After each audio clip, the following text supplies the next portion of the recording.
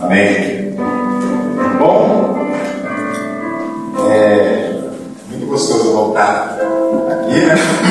Mas eu estava ouvindo o louvor, eu estava pensando, assim, eu sou daqui, né? Eu só estou lá. O apóstolo Paulo mandava as cartas e falava, meu Espírito está aqui com vocês, né? Então é a mesma coisa, eu assisto o culto aqui pela internet, tá? Porque aí depois eu mando uma mensagem para o pastor, para a pastora, né? Sobre a mensagem que está sendo ministrada, e vou acompanhando. Mas Deus tem um plano em todas as coisas, né? E o Espírito é que leva. Deixa eu ver um pouquinho sobre isso. O Espírito Santo é que nos leva. A gente, quando está disposto e disponível, é o Espírito Santo que nos leva. Então, para cumprir o propósito. A gente não precisa pensar no resultado. Amém? A gente só precisa estar disponível. Tá certo? E o dia que o Gerson me mandou o convite, né? Eu estava perguntando para ele pelo WhatsApp se já tinha um tema, mas ele, dentro de mim eu já sabia qual era o tema. Eu já tinha até falado com o pastor e com a pastora um tempo atrás, e o Espírito Santo tem falado muito sobre identidade e paternidade. Ele chegou a certa ocasião na igreja, no grupo de mulheres, estava tendo louvor, eu estava louvando. Em certo momento a minha mente foi para outro lugar, eu queria voltar para o louvor, e o Espírito Santo falou assim: presta atenção, é uma visão, eu estou te mostrando. E ele falava: eu estou restaurando as paternidades. E vou te usar para restaurar paternidades, para falar sobre identidade, porque a identidade estão sendo perdidas. E esse é um assunto, para quem ainda não sabe, eu estou no seminário, vai ter um TCC. Eu já estou preparando esse meu TCC com base nesse tema. E aí quando o Jefferson veio falar em identidade, eu falei: eu já sabia que era identidade, porque é uma coisa que Deus já estava tratando comigo há muito tempo, e vem tratando. É uma coisa que Ele ministra em mim todos os dias. Hoje, quando eu vou ler a Bíblia, eu só vejo identidade e paternidade, eu não vejo outro assunto. Eu leio, eu vou tomar banho e ele começa a ministrar. Eu sempre só faço tentando mais ministrar, é sempre sobre esse assunto. Não é à toa hoje que o tema é também sobre este, porque algo Deus quer restaurar na igreja, além do corpo de Cristo. Amém? E o texto que a gente vai usar como base aqui é o Efésios capítulo 4, tá? Deixa eu aqui já aberto. Do versículo 4 até o versículo 16. Ele vai ser o nosso texto base, mas a gente vai fazer uma construção para a gente entender o que é a identidade até chegar nesse texto que já fala de algo perfeito, uma identidade perfeita, tá certo? A gente vai ler aqui, eu vou ler na minha Bíblia, talvez aqui esteja um pouco diferente, ok? Aí vocês acompanhem aí por gentileza. O verso 4 fala assim: há um só corpo e um só Espírito, como também foste chamados em uma só esperança da vossa vocação. Um só Senhor, uma só fé, um só batismo, um só Deus e Pai de todos, o qual é sobre todos e por todos e em todos. Mas a graça foi dada a cada um de nós, segundo a medida do dom de Cristo.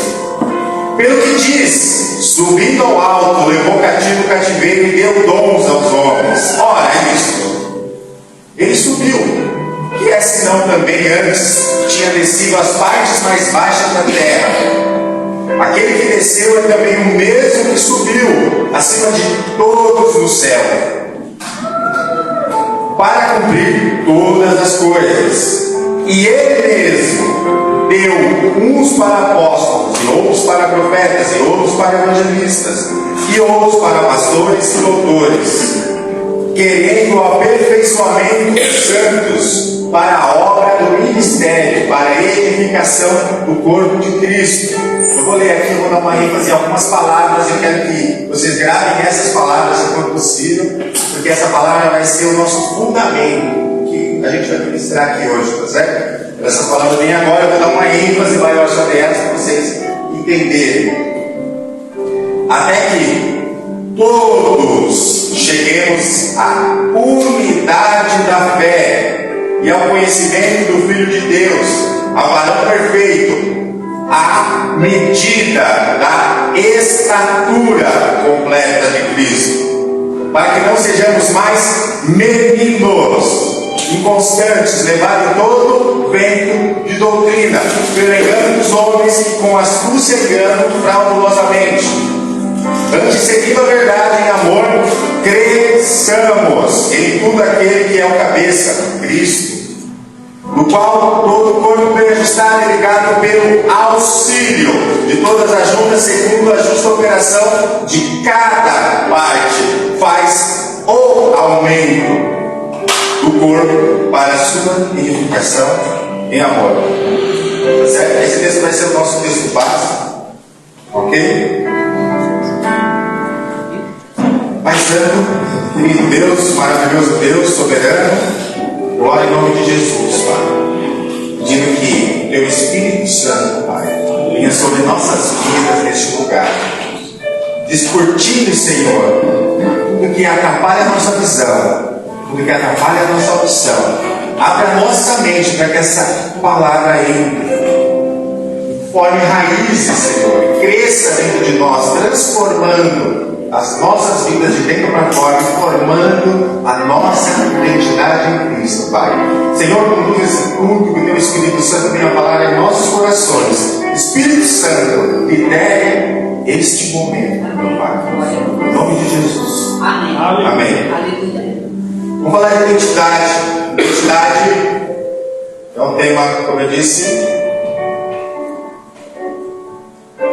e bastante interessante, que tem sido ministrado pelo Espírito Santo, o próprio Espírito Santo ao meu coração há muito tempo já. E como igreja, a gente para perceber, ultimamente, a gente vê uma distorção da identidade do homem. Homem, eu falo, é ser humano, tá certo? Essa identidade ser corrompida, essa corrupção, essa identidade corrompida por conta de ideias, tá certo? Ideias contrárias à vontade e plano de Deus. Deus tem uma vontade, ela precisa se cumprir, mas existem ideias no homem que fazem com que ele perca a identidade e vá contra o que é a vontade de Deus.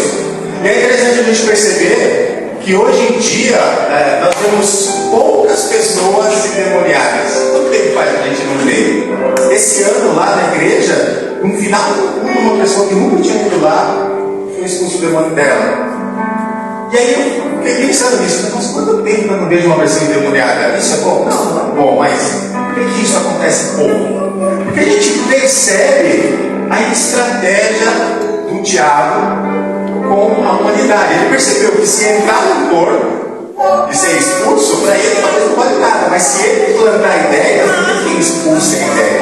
É só a própria pessoa que consegue tirar dela aquela ideia, não é a outra pessoa, é a palavra, tá certo? E aí ele começou a implantar ideias que são ideologias. Quantas vezes a gente ouve isso ultimamente, tá certo? Ideologias não são demônios que são expulsos, são armadilhas criadas pelo diabo para poder prender pessoas, fazer com que ela perca a sua própria essência e a sua própria identidade. E pensando nessa guerra ideológica de ideias que acontece hoje em dia, a gente começa a perceber que isso é um culto ao Deus criado pelo homem. Eu vou falar o nome desse Deus. Talvez vocês, não sei se alguém já percebeu, mas o nome desse Deus é amor. Tá certo? Deixa o Espírito ministrar isso no seu coração, porque a gente não tem o costume de ouvir o amor como um Deus que distorce. Porque a gente acha que Deus é amor, mas Deus é amor, não amor é Deus. Essa é a diferença. E em nome de um amor criado pelo homem, através de uma ideologia implantada, uma ideia maligna, pessoas estão adorando o amor como um Deus, perdendo a sua identidade. Tá certo? O amor não é Deus, Deus é o amor. E em nome dessa ideologia, identidades são perdidas. Por quê? Quem devia se comportar como filho do Deus de amor, que é um atributo de Deus, o amor, hoje está está adorando o amor, uma criatura. Tá certo? E aí, quando uma pessoa começa a adorar outra coisa, que não seja o Deus Pai de amor, ela está adorando uma criatura. Tá certo? E aí, o Pai é retirado. A autoridade do Pai é retirada da vida dessa pessoa. Porque ela está adorando algo que ela mesma criou. Elas começam a seguir as suas próprias criações. Ou seja, a criatura adorando algo que ela criou, não mais um Criador. Tá certo? Então, olha o que a ideologia faz. Faz as pessoas criarem um Deus para ela, em nome de um amor do jeito delas, não o amor de Deus. O amor das pessoas acham que daquele jeito é importante para elas. Tá? No livro de Romanos, capítulo 1, verso 25, ele fala um pouco sobre isso. Vou ler aqui para vocês, ó. Pois usaram a verdade de Deus em mentira e honraram e serviram mais a criatura. Ou seja, criaram Deus para eles e honraram mais esse Deus. E o nome desse Deus é amor. Mas não o amor de Deus, como atributo de Deus, mas algo criado pelo próprio homem. O amor que ele acha que deve ser. Não o amor que é o amor de Deus. Em nome de uma ideologia. Tá certo? Isso faz com que as pessoas percam a identidade, porque elas perdem a referência do Deus Pai de amor. Tá certo? Como que as pessoas perdem a identidade? Quando elas se desconectam de quem é o Pai delas. Escolheram adorar os seus amores em lugar do Pai, e diante disso, desfiguram as suas próprias características naturais. Alguém já percebeu isso? Homem querendo virar mulher, mulher querendo virar homem, e não só isso, pessoas que nem querem ser nem homem nem mulher, não quer nada. Não, eu não considero. Tá certo? Em nome de uma ideologia criada em Deus, porque Deus me ama assim. Não, Deus não te ama porque Ele não te quer assim. Certo?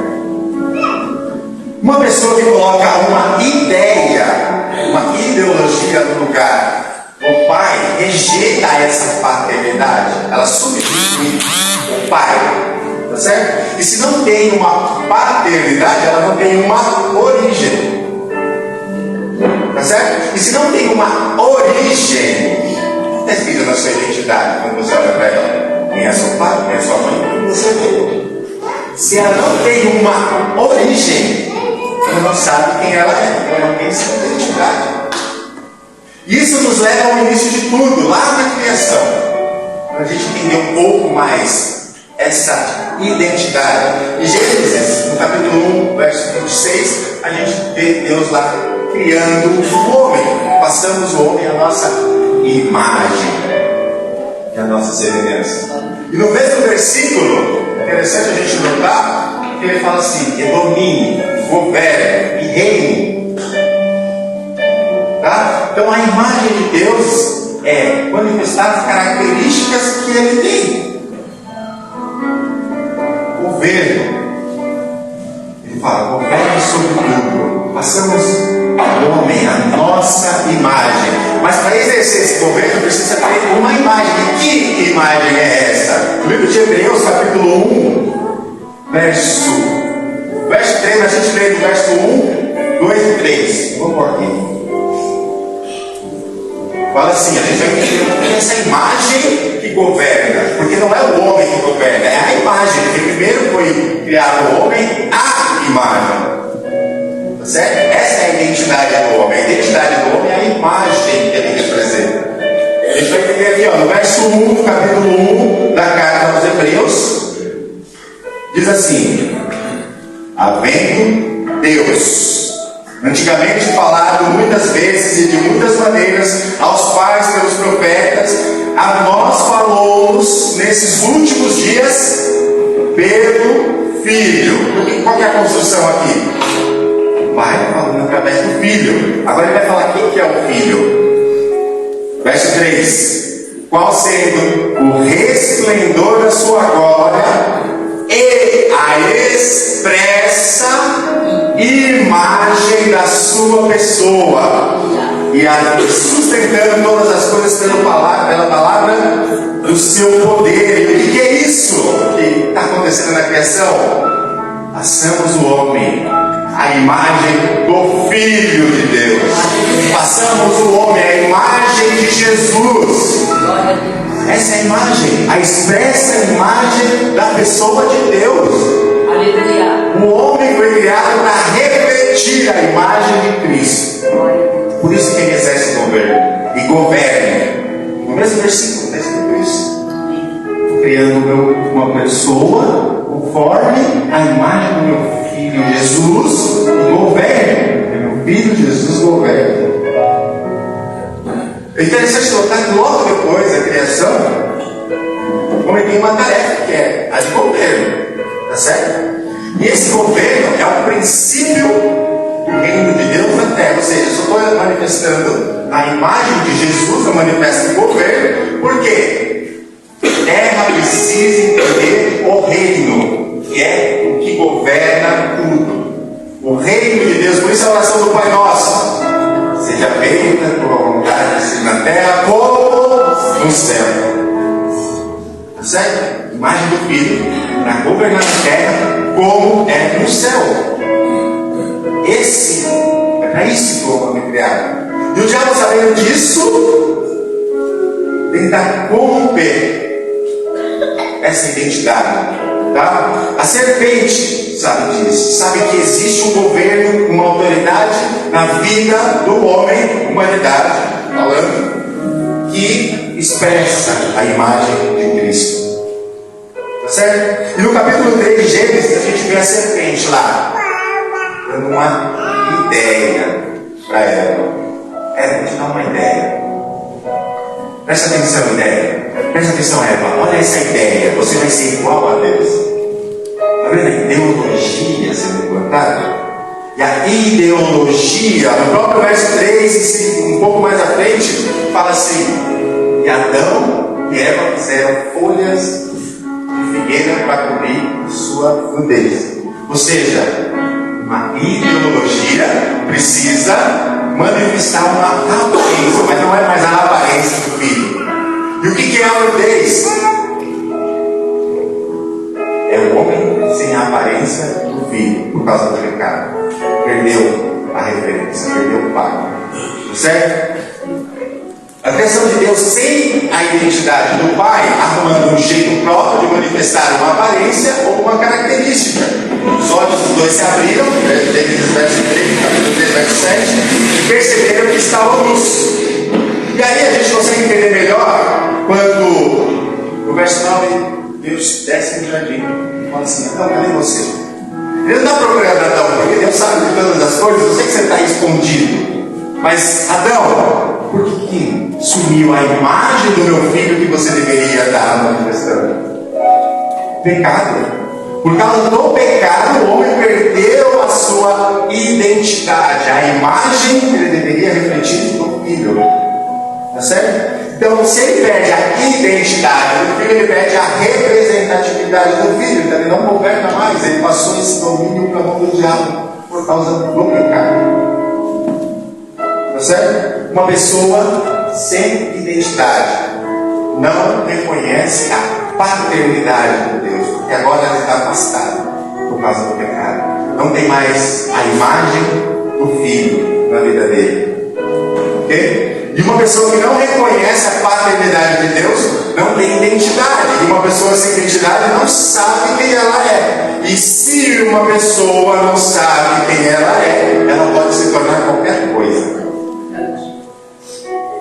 Qualquer coisa que o diabo apresenta como a imagem, a identidade dessa pessoa, ela vai crer, ela vai aceitar e ela vai assumir aquilo como uma esponja, vai sugar aquilo. E ela passa a ser aquilo que o diabo fala que ela é. E isso escraviza, por isso o pecado escraviza o homem. Ele está escravo daquilo que ele passa a acreditar, porque ele não tem mais a referência do Pai. Em 2 Pedro, capítulo 2, verso 19, no finalzinho do versículo esclarece isso. Ele fala assim, ó: pois o homem é escravo daquilo que o domina. Mas eu vou ler o versículo inteiro agora.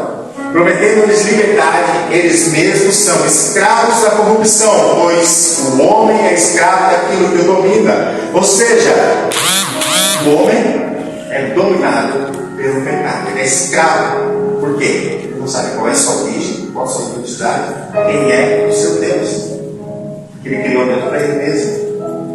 E a parábola do filho pródigo, a gente vai entrar agora um pouco no filho pródigo, que não podia faltar. A gente está falando de pecado, de pai, de paternidade, de identidade. A gente consegue encontrar. Eu acredito que Lucas 15 é o versículo, é o capítulo chave da Bíblia. Porque quando você lê, você encontra muita coisa ali. Tá certo? Vamos ler lá o capítulo 15. Olha lá, vamos ver o filho pródigo. Certo? Do verso 11 ao 32. A gente vai trabalhar agora no texto para a gente desenvolver agora a ideia de alguém que perde a identidade, mas que tem essa identidade restaurada. Tá? Verso 11. Um certo homem tinha 2 filhos.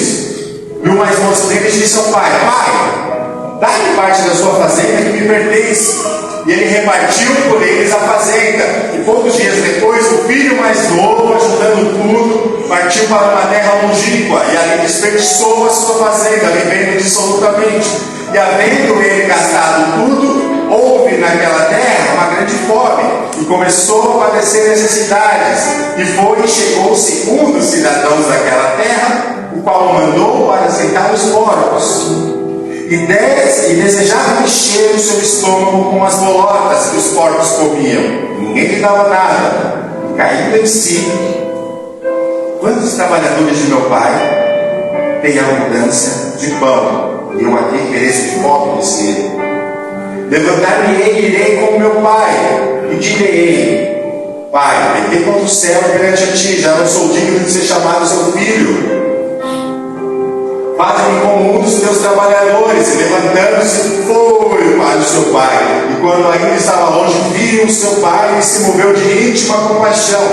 Correndo, lançou-lhe ao pescoço e o beijou. E o filho lhe disse: Pai, pequei contra o céu perante ti, já não sou digno de ser chamado teu filho. Mas o pai disse aos teus servos: Trazei depressa a melhor roupa, vestilho, ponde-lhe um anel na mão e sandália nos pés, e trazei o bezerro cevado, e matai, e comamos e alegramos, porque este meu filho estava morto, reviveu, tinha se perdido e foi achado. E começaram a alegrar-se. E seu filho mais velho estava no campo, e quando veio, chegou perto da casa, ouviu as músicas e danças, e chamando um dos servos, perguntou-lhe: O que era aquilo? E ele lhe disse: Vem o teu irmão, teu pai matou o bezerro cevado, porque o recebeu são e salvo. Mas ele se indignou e não queria entrar, e saindo o pai estava com ele. O pai respondendo, ele disse: Pai, eis que te sigo há anos, sem nunca transgredir o teu mandamento, e nunca me deste o caminho para alegrar com os meus amigos. Vindo, porém, este teu filho, que desperdiçou a tua fazenda com meretriz, mataste um bezerro cevado. E ele lhe disse: Filho, o Senhor está comigo, todas as coisas são tuas. Mas era justo alegrarmos e regozijarmos, porque este teu irmão estava morto e reviveu, tinha se perdido e foi achado. Agora a gente vai entrar no meio da mensagem aqui. A gente vai chegar em Efésios. A gente vai esmiuçar um pouco para a gente entender aqui o conceito de identidade e maternidade. Tá? Essa parábola fala de 2 filhos, né? O mais novo pede a herança, nos mostrando que viver com o pai já não era mais a intenção dele. E ele preferiu, dentro dele, matar o pai, porque para receber uma herança participação. Então, o que ele estava fazendo? Ele buscou seus próprios interesses, matou a sua paternidade para receber uma herança. Certo? Foi viver com porcos depois que perdeu toda a sua identidade.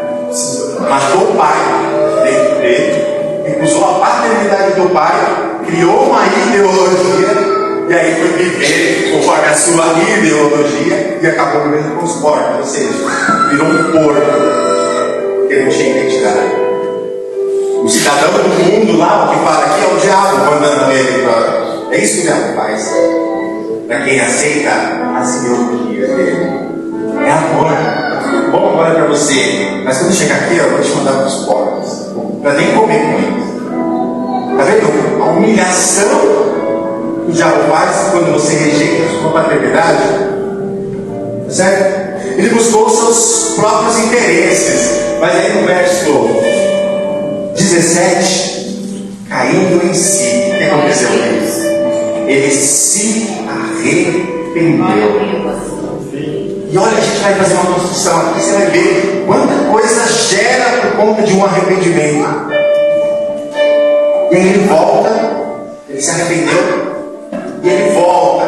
E durante o caminho de volta, o pai o vê, o abraça e o recebe. Depois comemoram, né, a volta desse filho, que era considerado morto. Ou seja, ele matou o pai dele, mas quem era considerado morto era ele.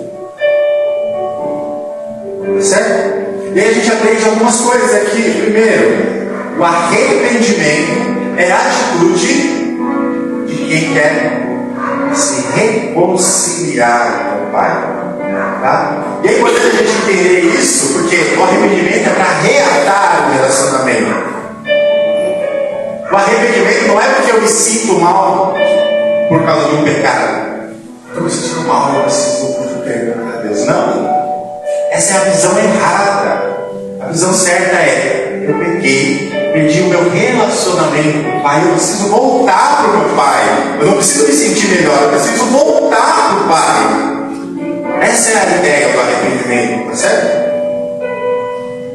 E aí, enquanto ele ia até o seu pai, o pai o viu, foi até ele, ou seja, quando ele estava no caminho até o seu pai,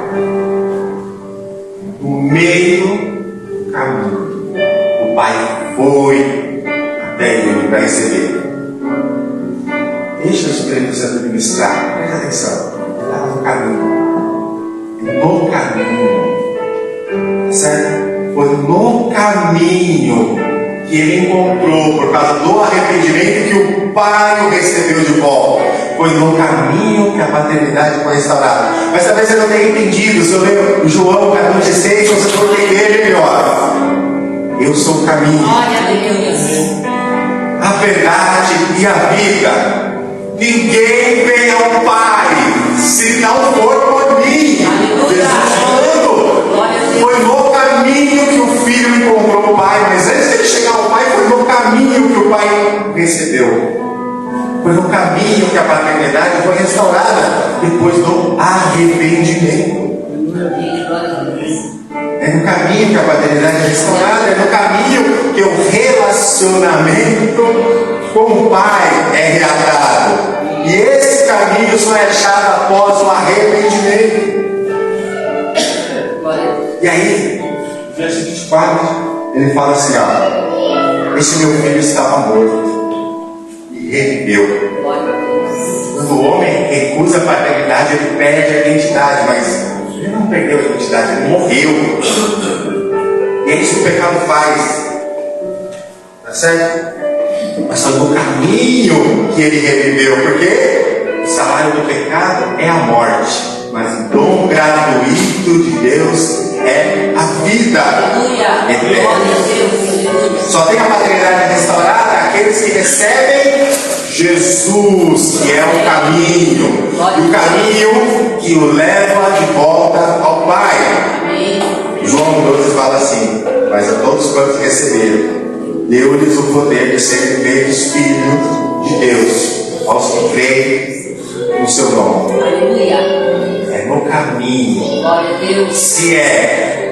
Se todos foram feitos crendo no caminho, filhos de Deus, é no caminho, é através do caminho, e esse caminho é Jesus. A paternidade perdida, a identidade perdida por causa do pecado é restaurada, é reatada através do caminho que é Jesus. Certo? E a gente tem também o filho mais velho, né? A gente fala pouco dele. Tinha tudo do pai, do pai, mas sempre indignado e questionando o pai. que nunca recebeu nada. E ele se recusa a entrar na casa. Isso é característica do filho egoísta. Está na posição do filho, mas não exerce a responsabilidade do filho. O filho mais velho deixa claro que a posição dele na casa é apenas receber para si. Eu vou repetir. O filho mais velho deixa claro que a posição dentro da casa do pai é apenas receber para ter. Tá certo? E aí eu falo mais uma vez, deixa que o Espírito Santo me distraia de coração. Por que eu estou repetindo isso? Porque isso são coisas que o Espírito Santo fala assim, pensa de novo nisso, pensa de novo nisso. Porque isso fala muito de responsabilidade de filho de Deus, dentro da casa do Pai. A gente está só na casa para receber um cabrito? Ou a gente, porque assim, eu quero um cabrito, mas você tem tudo, mas eu quero um cabrito. Tá certo?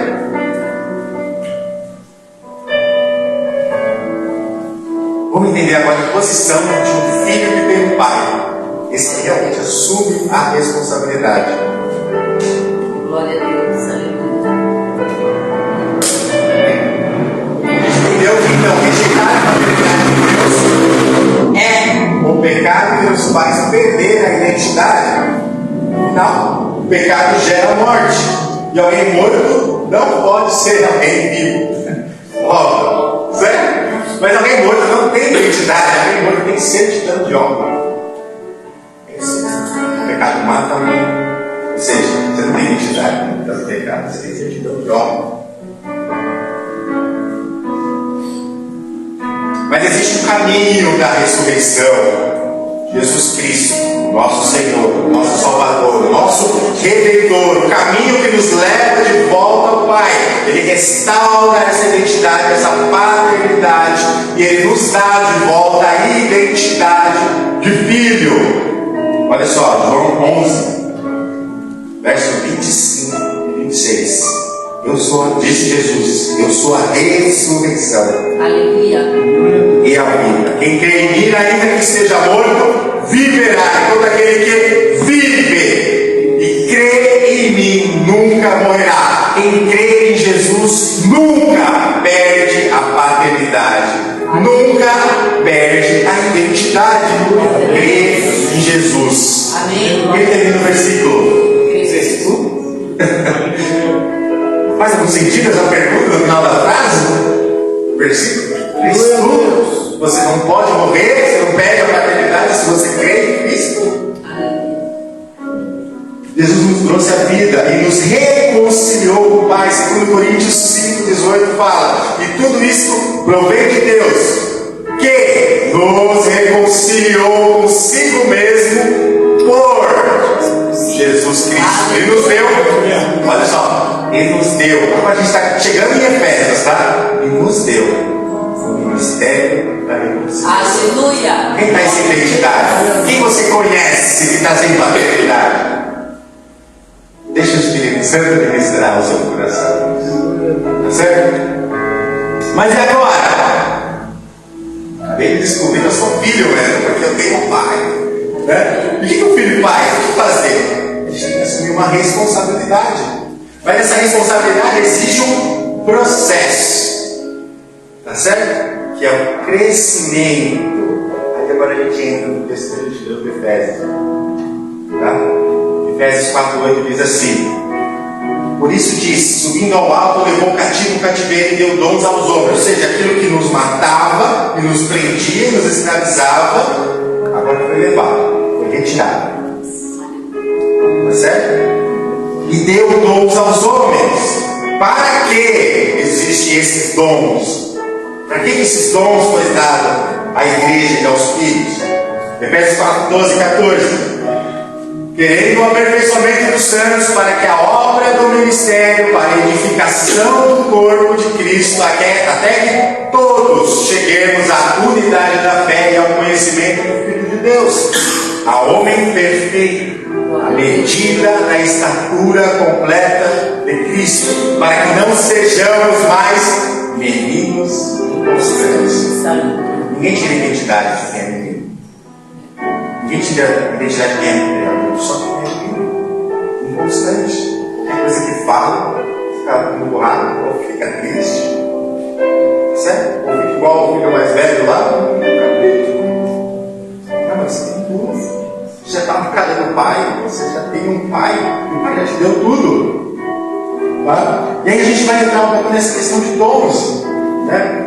Dons e ministérios que precisam estar fluindo através dos filhos, para que o corpo seja edificado e alcance uma maturidade, e essa maturidade é a estatura.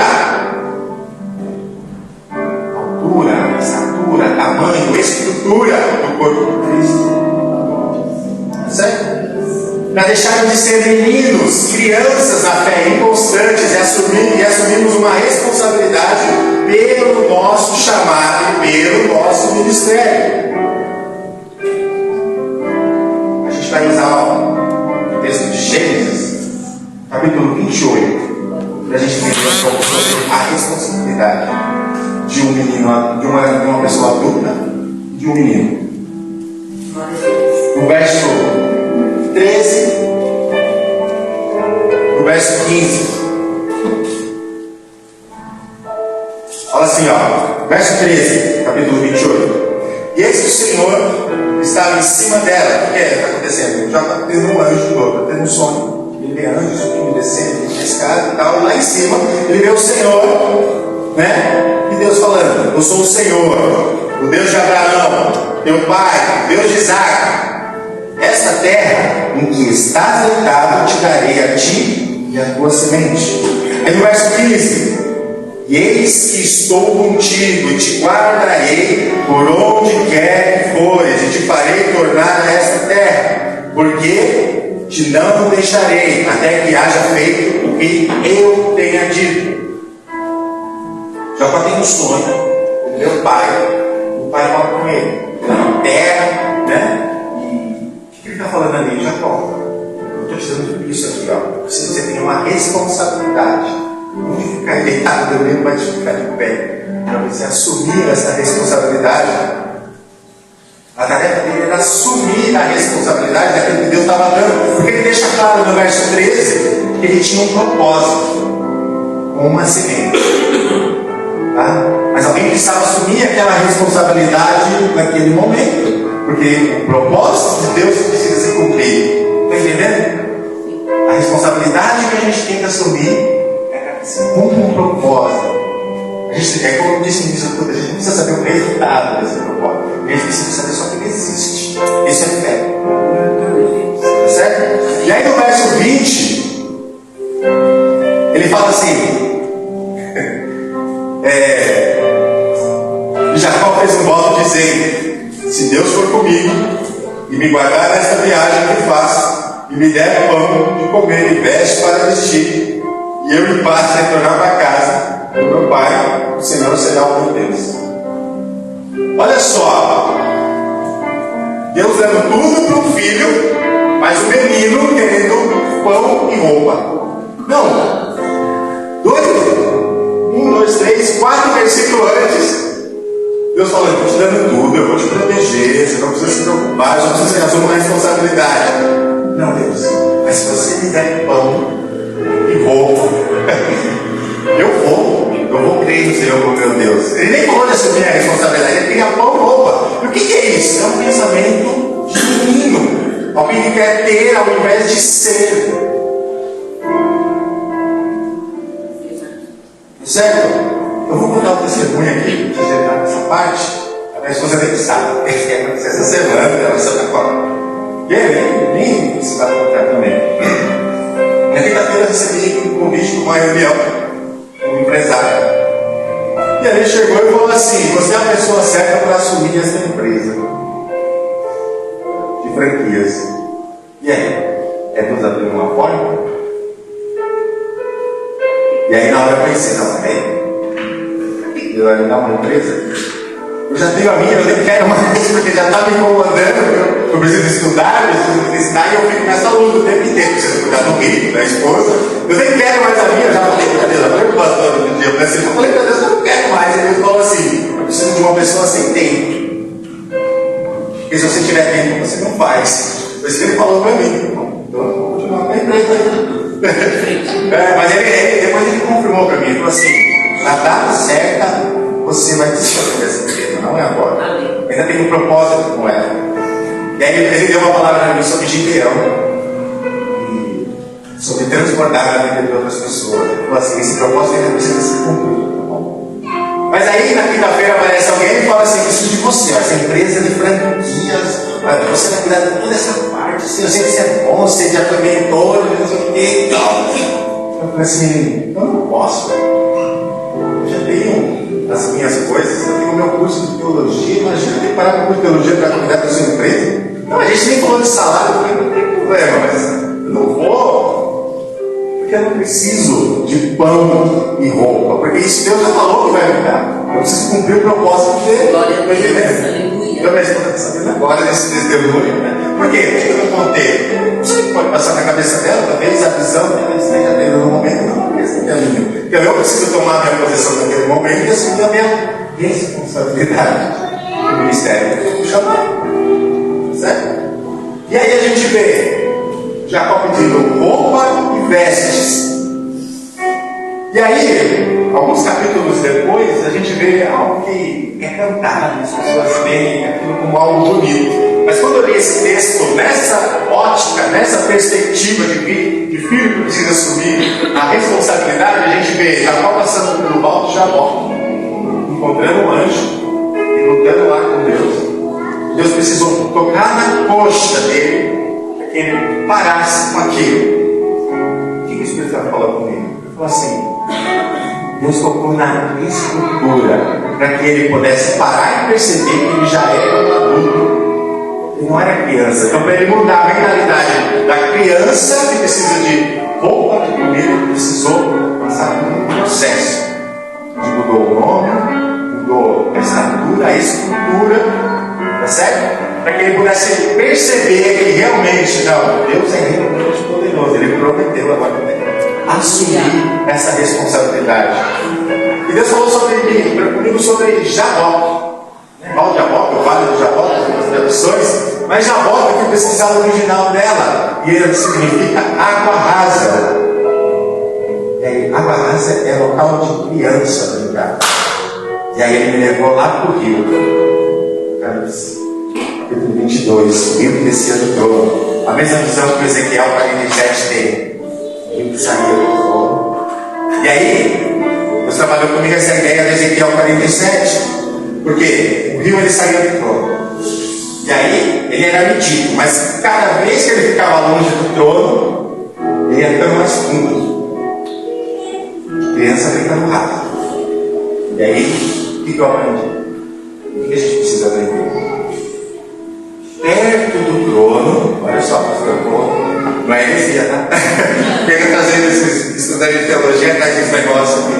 Mas vamos lá, vamos construir isso aqui.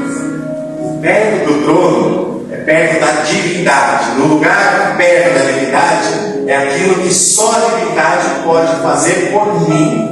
Algo que eu preciso. Eu estou no raso porque eu preciso estar seguro. Eu estou no raso porque eu preciso de fome. Eu estou no raso porque eu preciso de fome.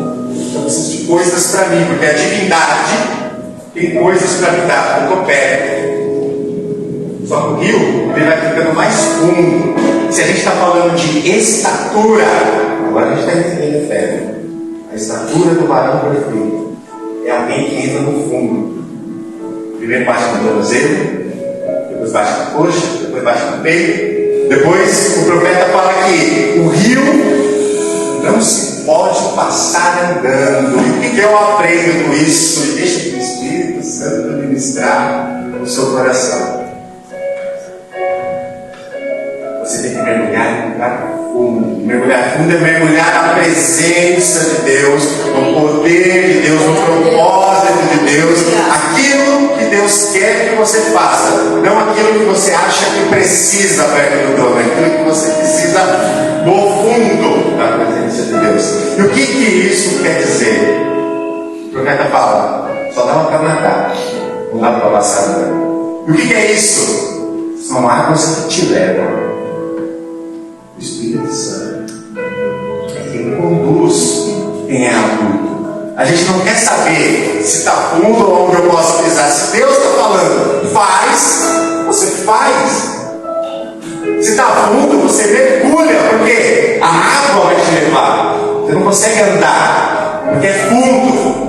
E ali está o mistério de Deus. É nas profundezas da tua presença, da tua vontade, do teu poder. Porque te não deixarei até que haja feito o que eu tenho dito. Tá certo? E é assim que os dons e ministérios são distribuídos para os adultos na fé, para quem mergulha fundo, sem seus próprios interesses, mas interessado na responsabilidade de filhos, como parte de um reino. Tá certo? Ser parte de um reino, representante de um reino. Efésios 4:11 fala assim: esses ministérios, eles precisam existir para a edificação do corpo, para levar a medida da estatura.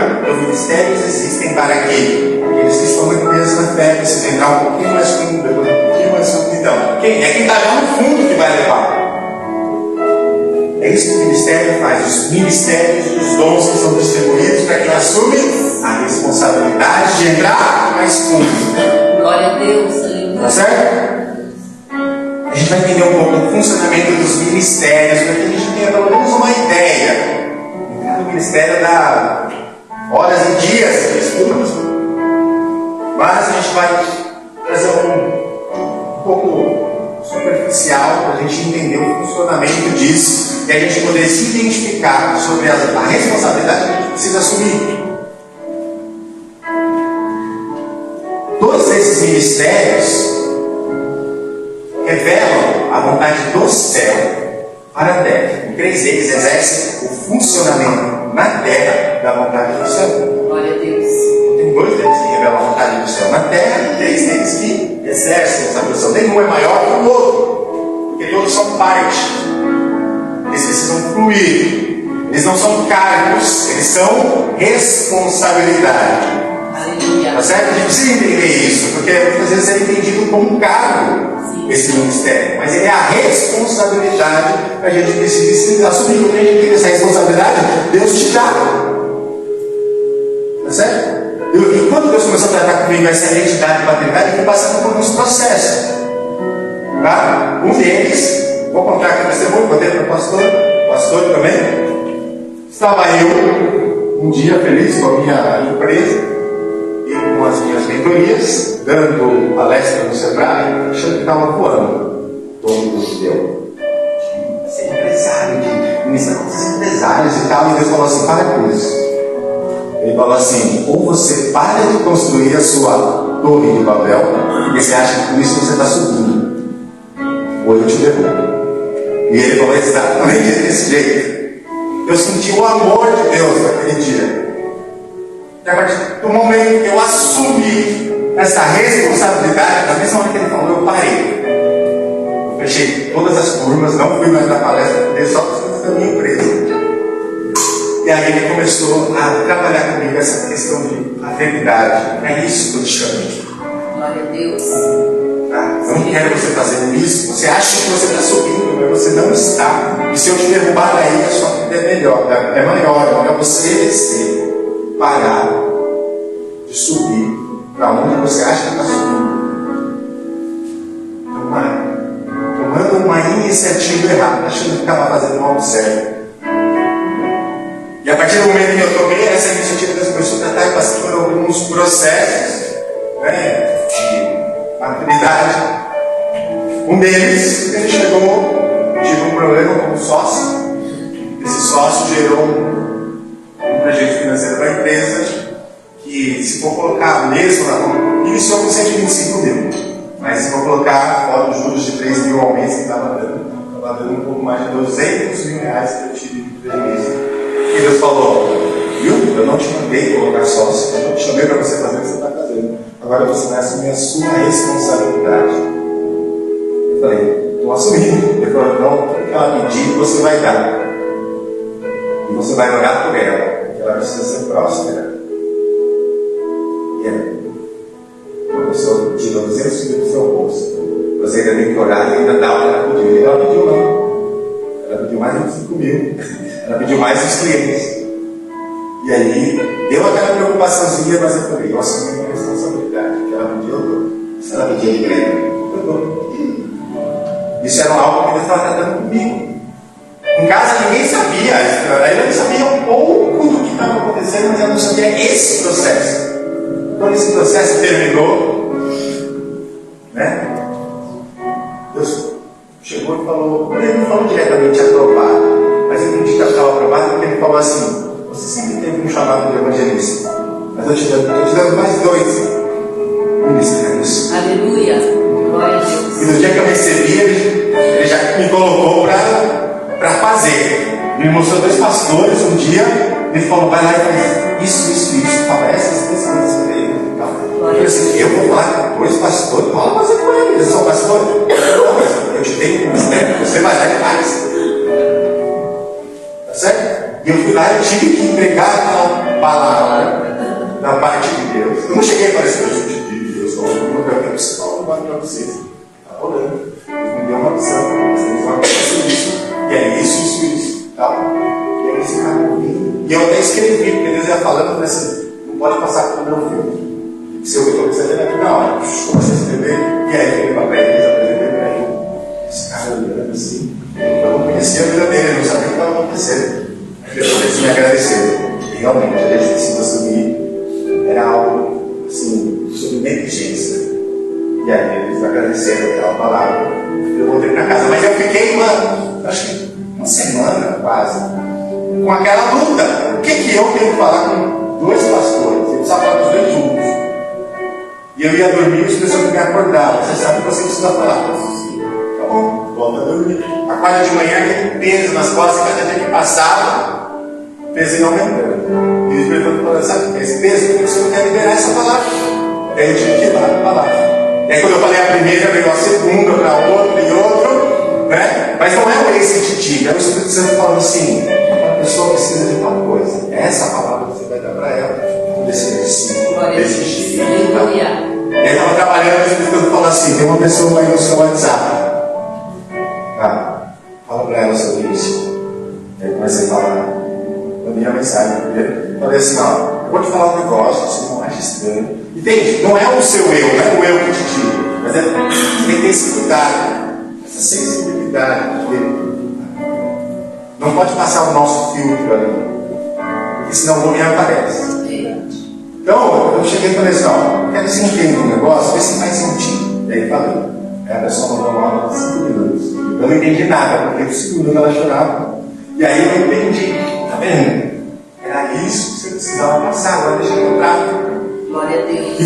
E assim foi, em outras situações, a gente foi numa farmácia antiga, a gente sempre ia, quando eu ia estacionar o carro, a gente falou assim: não quero saber dessa farmácia. Antes que o carro até tal situação, pare lá. Quando a gente parou lá, tinha uma família pedindo comida. E foi bem na época que eu estava com 200 mil negativos na conta. Eu tinha 500 reais que eu ia de prêmio de um iFood, era a única coisa que eu usava para fazer compra. Fazia compra, porque eu ganhei um prêmio. 500 reais eu usei naquele período. O que eu tive que fazer?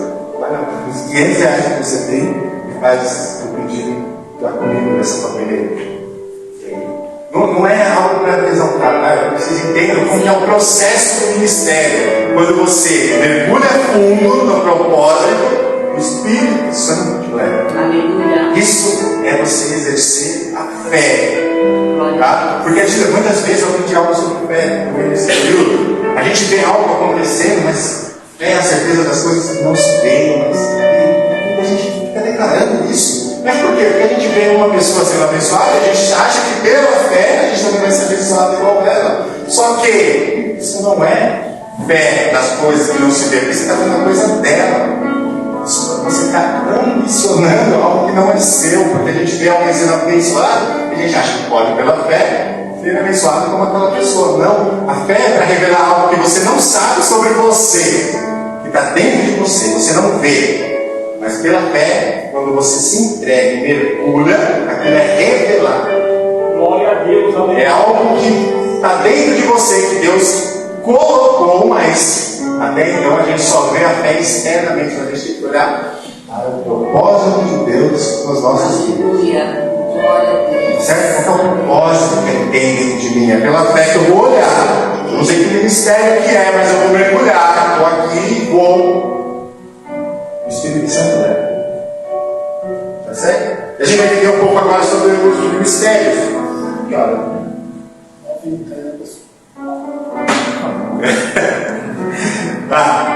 Apóstolos. Apóstolos existem. Tá? A igreja, em geral, tem mania de criticar apóstolos. Apóstolos é só não. Os apóstolos existem. Porque isso é um ministério.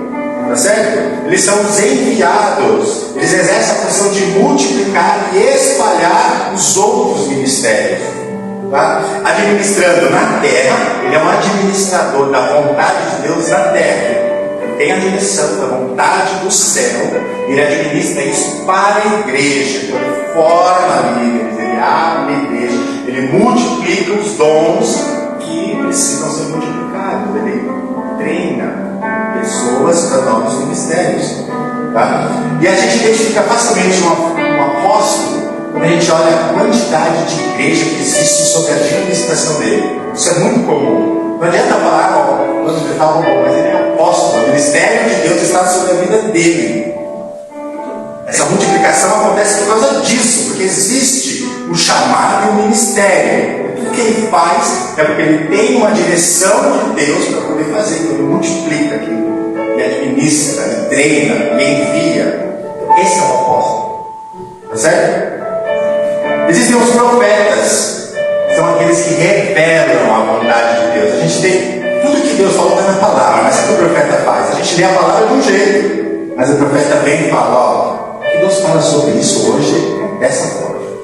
Então a palavra, ela mexe tudo dentro de você, ela transforma tudo dentro de você por causa da profecia, da revelação do céu, da vontade de Deus sobre aquilo que Ele falou para aquele momento, naquela igreja ou para aquela pessoa.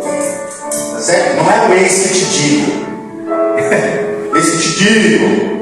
O profeta é quem recebe a revelação para o ajuste na rota, no comportamento, nas estratégias. Deus revela para profetas a vontade dele através da palavra. Antigamente tinha muito isso, né? O medo da tia do coque. O profeta vinha e falava: você está em pecado. Hoje não existe, né? Não existe mais. E as pessoas, se Deus falar, fala comigo, né? Ele vai usar o profeta, ele vai levantar de lá, a hora que você vai levantar, ele vai vir falar com você. É melhor você parar de fazer o que você está fazendo, porque isso não é a vontade de Deus. Ou ele vai te dar uma direção. Igual eu estava falando do pastor outro dia, eu estava no carro, falando: Deus, eu preciso de uma direção sobre tal coisa, que é o ministério de homens. Não tinha ministério de homens na igreja. Quando Deus deu para mim aquela visão sobre a paternidade, no momento eu falei assim: tá, então precisa de homens, porque homens é referência de paternidade. Ele falou: sim, mas então precisa de alguém que conduza esses homens. Aí eu fiquei: tá, ninguém me colocou na liderança, ninguém me fez isso, mas eu vou fazer, vou assumir minha responsabilidade. Eu preciso de uma confirmação no carro. Aí quando eu estava chegando no grupo de oração, eu sou um grupo de oração, a irmã veio e falou assim: eu não sei o que é, mas Deus disse: eu te autorizo. Imagina, você está perguntando se você pode, você chega na igreja, a irmã do coque vem e fala: eu te autorizo. Você entende a função do profeta? Glória a Deus. É essa a função do profeta dentro da casa. Ele não vai: eis que eu te digo. Não, porque o profeta ele precisa ser treinado nisso. Ok? E como que ele vai ser treinado? Através do mestre, através do apóstolo. Ele tem. Ele não, é como eu disse, não é um cargo. Ele precisa ser treinado pelos outros ministérios, mas ele precisa ser aperfeiçoado através da palavra, para que ele tenha a sensibilidade de receber do Espírito Santo a direção que ele precisa entregar para algo, uma exortação, uma correção. uma motivação muitas vezes. Glória a Deus. Tá certo? Tem os evangelistas, ministério de pregadores simples e direto. A preocupação do evangelista é com almas. A mensagem dele é: arrependa-se e seja salvo. Ele não tem muita firula, ele não se preocupa com louvor, ele vai cantar se tem 1 ou 2 ou 3 pessoas, se é numa casa, se é numa igreja. Onde ele está, a preocupação dele: essa pessoa é salva ou não é salva? É isso. A preocupação dele é essa. E geralmente, por causa dessa simplicidade, existe uma manifestação desse ministério, muitos sinais e curas. Quando foi lá na casa fazer um culto na casa do fulano de tal foi curado. Por que a gente vê isso acontecer mais fora do que dentro da igreja? Porque o evangelista está trabalhando e o dom de cura é manifestado na vida dele. Por quê? Aquele que não crê precisa crer, mas ele precisa de um sinal. Esse é o sinal que Deus usa no evangelista. Glória a Deus. Tá? Ele cura flui através dele, os sinais, coisas, as maravilhas de Deus são manifestas para que aqueles que não conhecem Jesus, mas se entender, peraí, isso é só Deus pode fazer isso. Vamos glorificar esse Deus, vamos lá, é esse o trabalho do evangelista. Ele evangeliza, ganha almas e traz para casa. Por quê? Porque lá tem um pastor. E o pastor é aquele que cuida do resultado de todos os outros ministérios. Os outros ministérios estão fazendo a missão deles.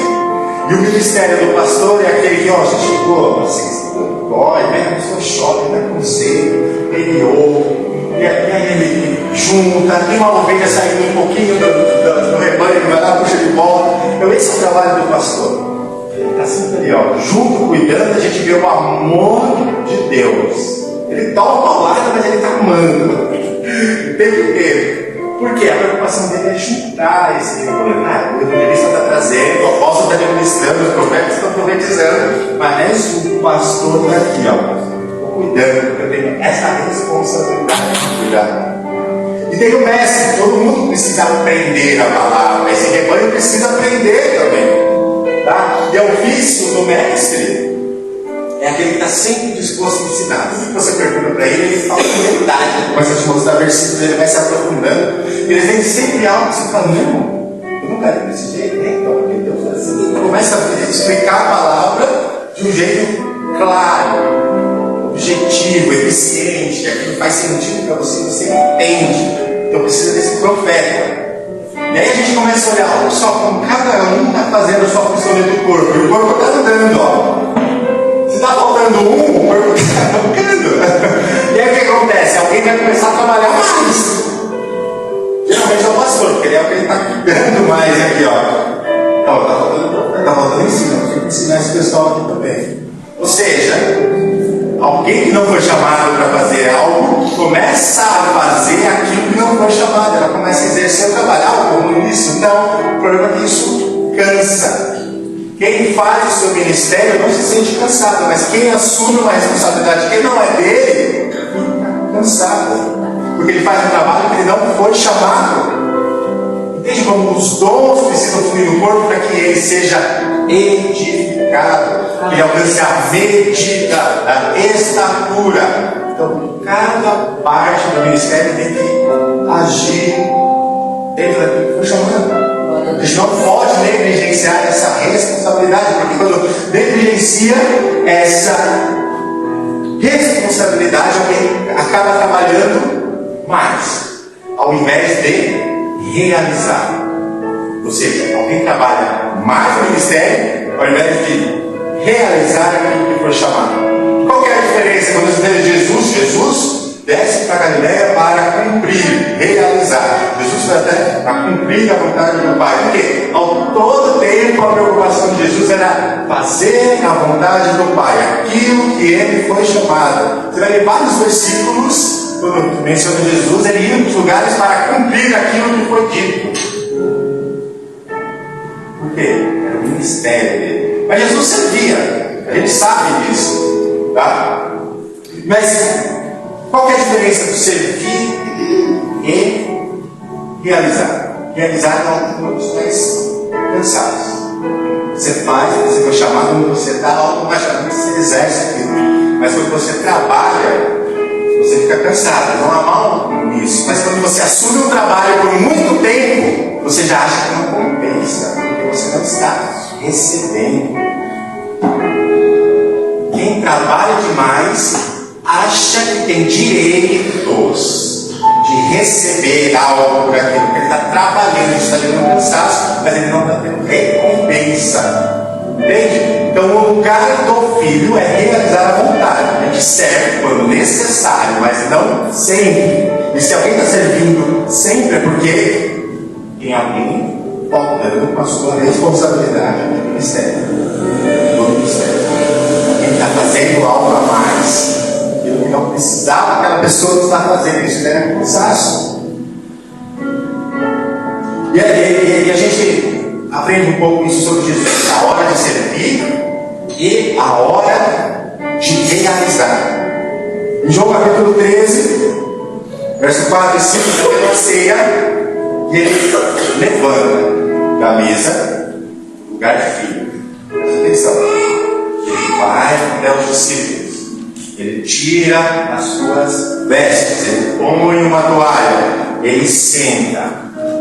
E ele vai lá e lava os pés do discípulo. O verso 13, o verso 12, fala o seguinte: depois que ele tirou a roupa, colocou a toalha, chegou para servir os discípulos, ele levanta e se veste novamente. Deixa eu achar aqui, verso 12.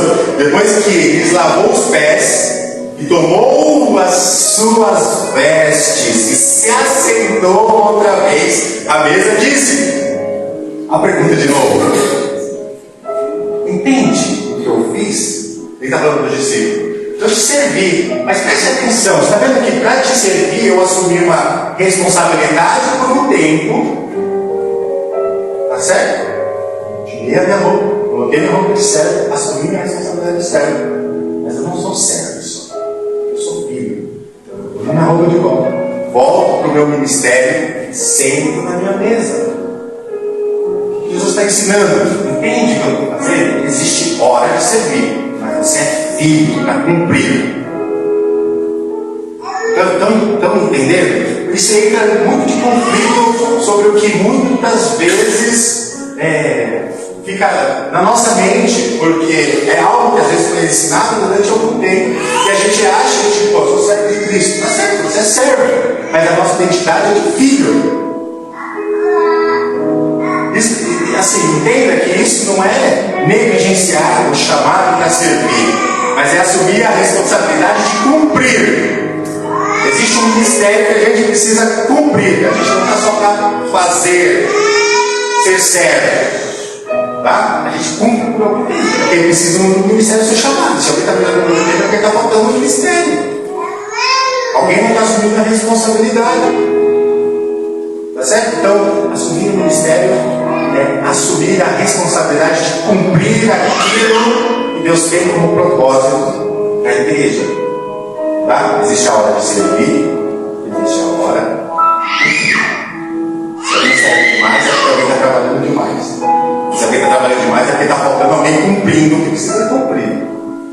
Ok? Alguém está assumindo a responsabilidade que não devia. Ok? Tem hora que precisamos servir. E servir ao próximo, geralmente é aquele que está fora do corpo. É a hora que a gente serve. Certo? Servir ao próximo.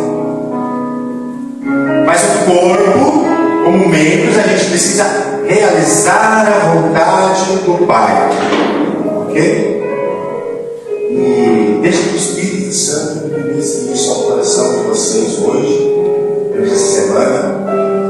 Essa administração ela vai desconstruir muita coisa, ela vai bagunçar. Quando eu estava escrevendo, né, essa administração, que eu estava falando, eu falei assim, achei muito complexo. Então, assim, eu preciso desconstruir. As pessoas precisam quebrar paradigmas, coisas que estão organizadas demais dentro delas e mantêm elas sentadas demais para realizar. Então, deixa o Espírito Santo ministrar com você. Tá? Busque os ministérios de Deus, ore para que Ele possa te entregar, assuma a responsabilidade, busque os dons, Por quê? Jesus manifestava todos esses ministérios e esses dons. Se eu tenho uma identidade que é a imagem do Filho, que eu preciso refletir, eu reflito o caráter e o ministério de Cristo. Eu sou a imagem do Filho criado. Tá certo? Deus abençoe.